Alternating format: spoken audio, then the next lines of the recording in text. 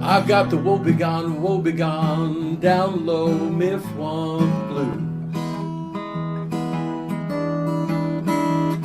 But grandfather's garden is the cure for the Mifwump Blues. Hello. I am Brie Mathers and back with another episode from our beloved Grandfather's Garden by David Loye. And today I'm going to be reading Flippo the Dippo. And here is the really beautiful illustration that goes with this story.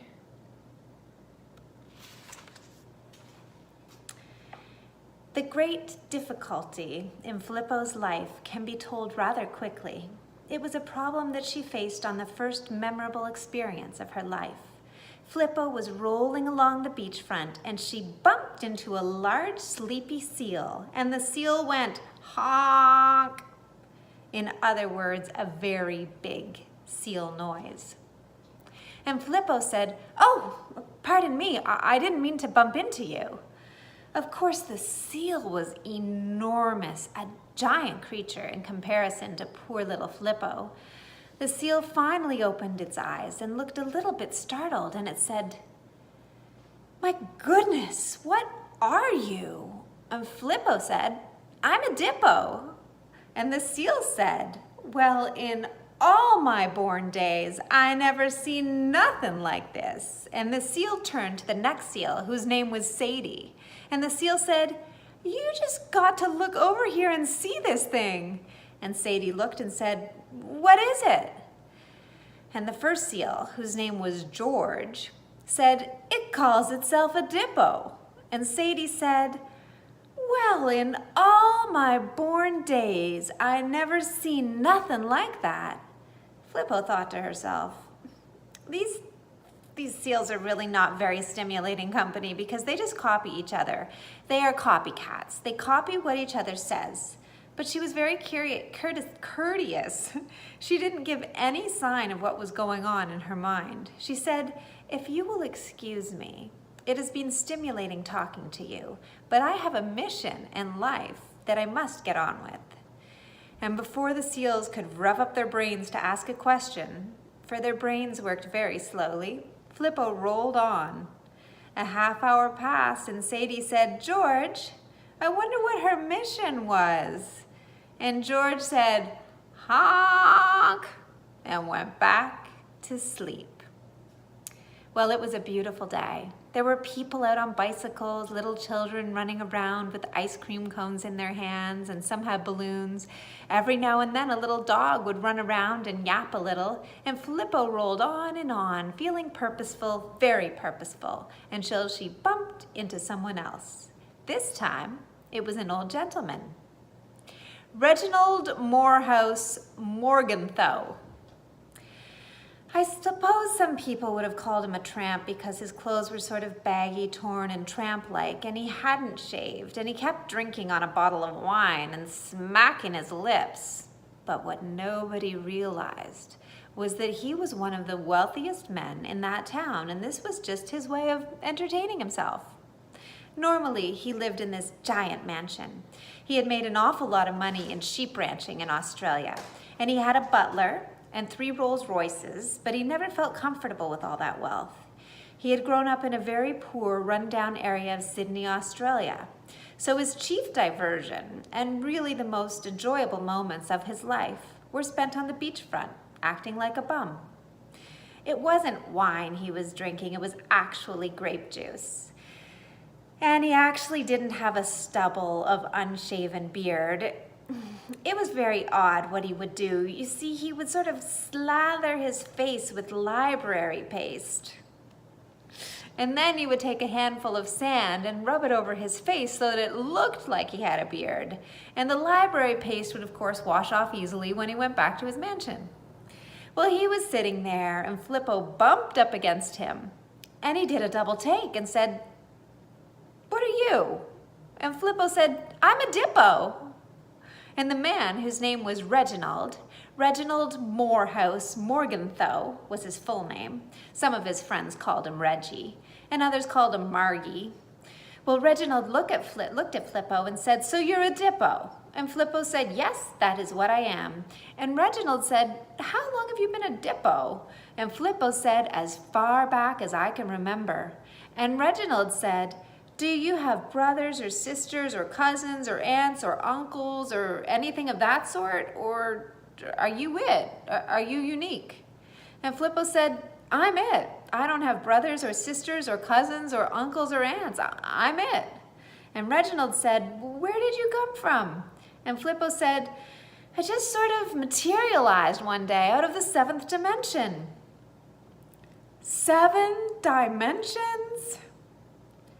Reginald said, "There are 7 dimensions?" Flippo said, "Yes, on Thursdays." And Reginald was absolutely fascinated. He had lived many long years. He had had a number of careers. He had actually been for a while a trail guide in the jungles in Brazil. In a still earlier period of his life, he was an accountant in a bass factory in Bombay. So you see, he had gotten around. He was a sophisticated man. He knew the world, and he had seen many, many things. But he had never encountered anything like Flippo before. And his entrepreneurial brain began to come alive again. He was 75 years old, and he had settled into being this rich man, living this strange double life, beach bum part of the time, wealthy recluse the other part of the time. But Flippo inspired him and touched the entrepreneurial button. He saw that he had the makings of one of the world's great attractions, the only thing of its kind on the earth. And he said, "Tell me once again, what is your name?" And Flippo said, "Flippo." And he said, "Tell me once again, what are you?" And Flippo said, "I'm a Dippo." Reginald could see it in his mind. Flippo the Dippo, the wonder of the ages, big banners, an enormous tent. Flippo, the wonder of the ages. And so he said, "I have a wonderful idea. I will turn you into one of the major attractions of our time. You'll be bigger than Elvis Presley. I want you to come with me to my home. I will give you the West Wing. You can live in the West Wing. You will have your own servants, your own butler, and your own Rolls Royce. All you have to do is sign this contract we'll draw up, and you'll become the most famous being on earth." But Flippo hesitated. You see, she was very tender-hearted and didn't want to disappoint this unusual person that she had bumped into. "I appreciate your interest, sir," she said. "I truly do, and I can see that you are basically a good person, that you wouldn't be simply exploiting me for your own benefit because you already have all the money you want." And Reginald said, "That's very true. I see this as a public service to a world starved for something different and hopeful." But Flippo said, "I'm very sorry, but I have to be going on. I have a special mission on this earth." And poor Reginald, or rather this very rich man who looked poor, sank back on his bench and felt hopeless and helpless. And so Flippo rolled on, and it wasn't until she rolled clear out of sight that Reginald slowly came to realize something. There was a little boy with an ice cream cone standing by, and Reginald said, "Son, I didn't ask her what her mission is." The little boy with the ice cream cone didn't know what to make of this, so he walked away very rapidly. Ralphie. Meanwhile, Flippo was rolling on along the beachfront, enjoying the sights, and all of a sudden, she bumped into someone else who was sleeping in the park on the ground. He sat up and rubbed his eyes, and he was a very nice-looking young man, but obviously a little down on his luck if he was sleeping on the ground in a park. He looked at her and said, "My goodness, I've never seen anything like you. What are you?" And Flippo said, "I'm a Dippo." "And you can talk?" the young man said. And Flippo said, "Yes." She said, "I can also zip." And she zipped. And the young man said, "My goodness, I've never seen anything like that." And Flippo said, "And I can drop." And she dropped. And the young man said, "My goodness, I've never seen anything like that." He said, "As a matter of fact, what you remind me of, only you are doing it without an airplane, is a loop-de-loop that you can do in an airplane. I know this because I may not look like it now because I've been out of work for months, but I'm a pilot. I'm a stunt pilot, actually, but the promoter who was promoting me is a crook, and he took all our money and ran off, and I'm having an awful time finding another promoter. I can fly the plane and do the stunts, but I am too shy to do anything about promoting myself. In fact, I don't understand how I am speaking so openly and freely to you. Usually talking to anybody is so painful for me, I can hardly do it. And Flippo said, yes, I know. That's part of the reason I'm here.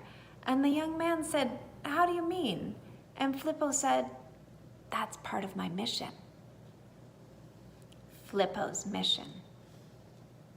And the young man said, well, what is your mission? And Flippo said, to spread joy. I have come into the world to spread joy. And the young man said, how incredibly beautiful. I just wish there was some way I could go with you and help you. And Flippo said, I see it all. It's in a vision that has come to me. Come with me. And the young man, whose name was Ralphie, hesitated because he never had encountered anything like this person from the seventh dimension. And so they went back along the beachfront to where Reginald was sitting. There was poor old Reginald, sniffling and moping, and once in a while sobbing quietly to himself, his dreams, his great entrepreneurial urge stifled. He was looking at this bottle of grape juice and wishing that it was wine, and he was thinking that this was really silly to sit on the beachfront with his face slathered with library paste and sand for a beard. His eyes brightened when he saw Flippo and the young man. Flippo said, I have returned because I have found 50% of what I need for my mission. And the old man said, oh, what is your mission?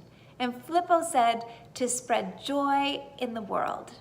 And the old man said, oh, how beautiful. I wish there was some way I could help you do this and go with you.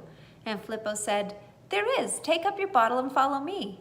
So the old man and the young man followed Flippo along the beachfront and into a taxi cab and to an airport where, under Flippo's instructions, the old man, who looked like a bum, produced an enormous wallet with just bulging with money. And the old man bought the airplane, and they got inside and took off under Flippo's instructions to fly over New York City. And as they flew out from the plane in giant sky, writing put by put, came the great letters in gratitude proclaiming the celebration of the gift of life on earth, joy to the world. The people looked up and said, joy! It says joy in the sky. People in the Bronx looked up, and people in Staten Island and clear up into Connecticut, they saw joy in the sky. Flippo and Ralphie and Reginald left the United States and went in the plane to Europe, and they flew over all the cities in Europe. Sky, writing joy in the sky. And people began to be better. They would speak respectfully to each other, and they would say, did you see it in the sky? Yes, yes, I saw it. It was wonderful. They flew over Africa, and Flippo knew every language. Over every country and region, she would translate and tell Ralphie how to spell out joy in Swahili and in all the other languages of Africa. And they flew over India and China and Japan. They even flew over little tiny places out in the Pacific that nobody ever went to. And everywhere they spread joy. It was the most wonderful thing, everybody agreed, the most wonderful thing that had happened to humanity in hundreds of years. Reginald was happy and Ralphie was happy, but the happiest of all was Flippo the Dippo, who had brought joy to the world. A moral for the story: friends are important. Or, no matter who you are, one of the most important things you can do for everybody is to spread joy. I've got the woe begone, down low Mifwump Blues. But grandfather's garden is the cure for the Mifwump Blues.